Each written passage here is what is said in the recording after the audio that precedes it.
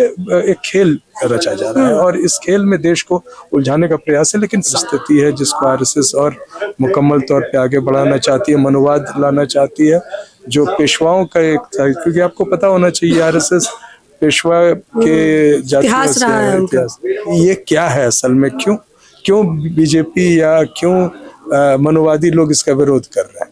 तो अगर विरोध कर रहे हैं तो उस विरोध के कारण को जानना जरूरी है। तो दिल्ली यूनिवर्सिटी में 85 कॉलेजेस में एक भी SC ST OBC नहीं, आप सब सवर्ण हैं। तो कौन आप ही के विरोध में करेगा। दूसरी महिला बोल रही है कि तुम इतना कुछ कर लोगे, चलो ये कर लोगे, मरोगे तो 13वीं कराने ब्राह्मणों के पास ही होगा। तो 13वीं मरने जिंदा रहते तो तुम लोग छोड़ नहीं रहे, मरने के बाद कौन देखा किसका क्या होता है। तो 13वीं नहीं भी करा दोगे तो क्या फर्क पड़ता है। आपके आत्मा की शांति ऊपर वाले के हाथ में। नमस्कार, मैं ज्योति यादव और आप देख रहे हैं हिंद समाचार। लगातार आप प्रदर्शन देख रहे हो, कुछ लोग यूजीसी के विरोध में प्रदर्शन कर रहे हैं और एक बहुसंख्यक आबादी यूजीसी के समर्थन में आंदोलन कर रही है। लगातार हम आपको तस्वीर दिखा रहे हैं। 19 मार्च को सर्वोच्च न्यायालय इस पर फैसला सुनाने वाला है। इसको लेकर मुख्यतः बड़ी बैठकें की जा रही हैं। प्रोफेसर साहब, आप हमारे साथ मौजूद हैं क्योंकि आप सोशल मीडिया पर एक चर्चित चेहरा है, तो तमाम लोग आपका परिचय जानते हैं। हम जानना चाहेंगे कि जिस प्रकार से आंदोलन करने का आप लोग प्रयास करने वाले हैं, आने वाली तारीख में क्या कुछ रणनीतियां हैं आप? देखिए, ये जो रेगुलेशन है ये उतना धारदार या उस तरह का नहीं है जैसा हम चाहते थे, लेकिन एक नाटक बीजेपी रच रही है और एक विरोध जो मैं समझता हूँ प्रायोजित है।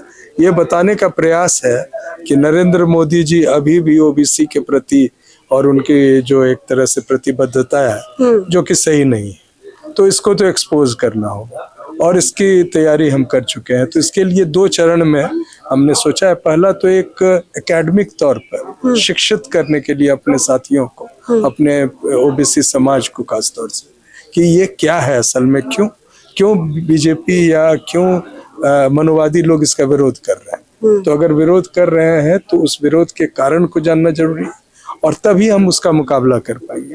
आपको मैं बता दूं कि मंडल कमीशन जब लागू हुआ था, मैं दिल्ली यूनिवर्सिटी में छात्र था, तो हमारे ही लोग उस मंडल कमीशन के लागू होने का विरोध कर रहे थे। उन्हें नहीं पता था कि क्या, किसी ने उनको समझा दिया कि शायद दलित समुदाय का बहुत अधिक बढ़ गया है आरक्षण, और जब उनको पता चला तो भी उनमें से कई लोग तो आरक्षण लेके बड़े बड़े अफसर हैं, आजकल DG रैंक के डॉक्टर रतन लाल जी और हम लोग सब जानते हैं। तो ये हमारे लोगों को ये जानना जरूरी है कि ये जो परिस्थिति देश में है सामाजिक तौर से बहुत ही भयंकर और निराशाजनक परिस्थिति है, जिसको आरएसएस और मुकम्मल तौर पे आगे बढ़ाना चाहती है, मनोवाद लाना चाहती है जो पेशवाओं का एक था। क्योंकि आपको पता होना चाहिए आरएसएस पेशवा के इतिहास रहा है इतिहास, तो उसी तौर पर ये दलित पिछड़ों को ये देख रहे हैं। तो हमें उस लड़ाई को लड़नी होगी। अच्छा, क्योंकि कल मैं जंतर मंतर गई थी, मैं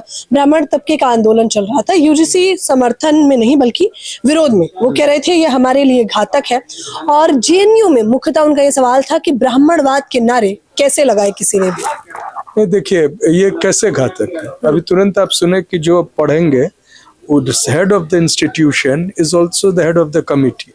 तो दिल्ली यूनिवर्सिटी में 85 कॉलेजेस में एक भी SC ST OBC नहीं, आप सब सवर्ण हैं।